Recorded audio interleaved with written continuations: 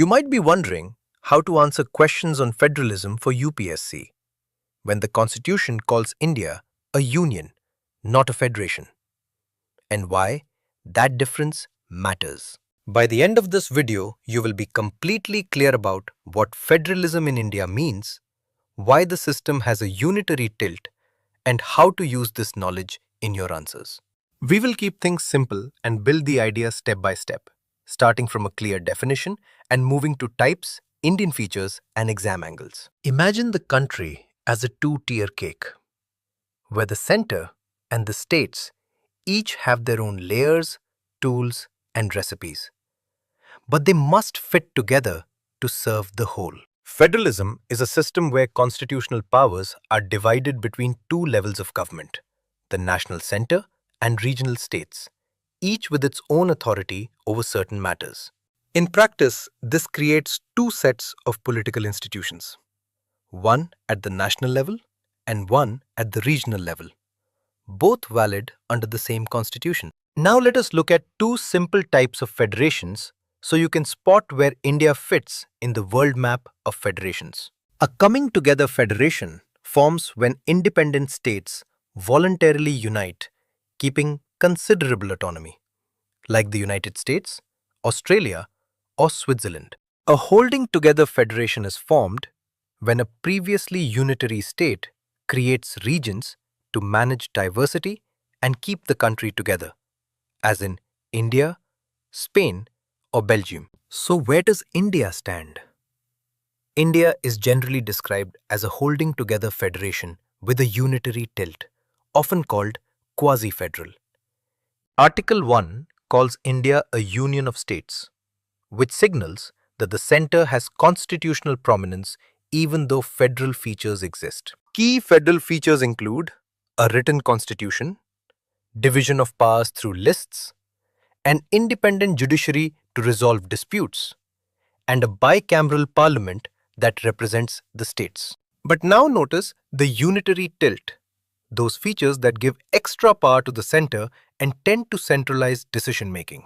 Residuary powers, that is, powers not listed in any constitutional list, rest with the center, and emergency provisions allow the center to assume wider powers in crisis. The role of the governor, appointment of All India services, integrated judiciary, single citizenship, and financial centralization through grants and control over taxation also strengthen the center. A quick historical note helps.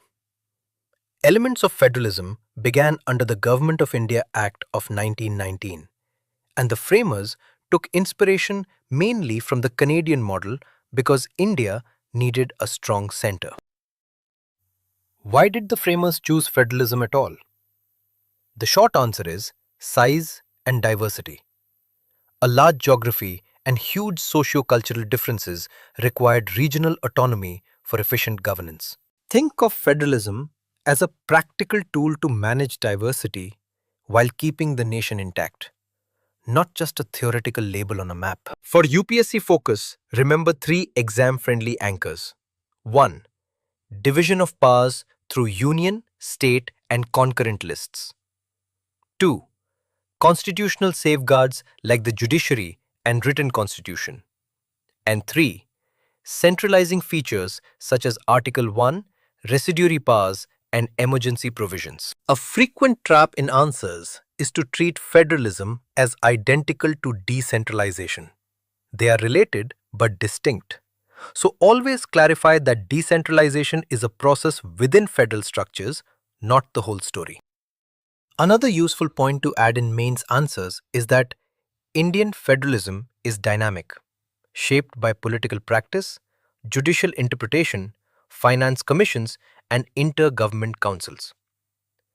And towards the end, we will understand a key idea that most UPSC aspirants miss, which is how the center and states share power through negotiation and institutions, rather than pure constitutional text alone. Use examples to score. Name coming together federations like the USA, holding together examples like India, and cite Article 1 and the Union State language to show constitutional awareness. In a polity answer, you can link federalism to subjects like cooperative federalism, center-state relations, and the role of finance commissions and Niti Aayog in practice. For prelims, focus on factual points: written constitution, lists of powers, single citizenship, independent judiciary, and the concept of quasi-federalism with unitary bias. Now let us visualize a typical question and how to structure the answer quickly and clearly. Start with a crisp definition. Mention constitutional features that are federal.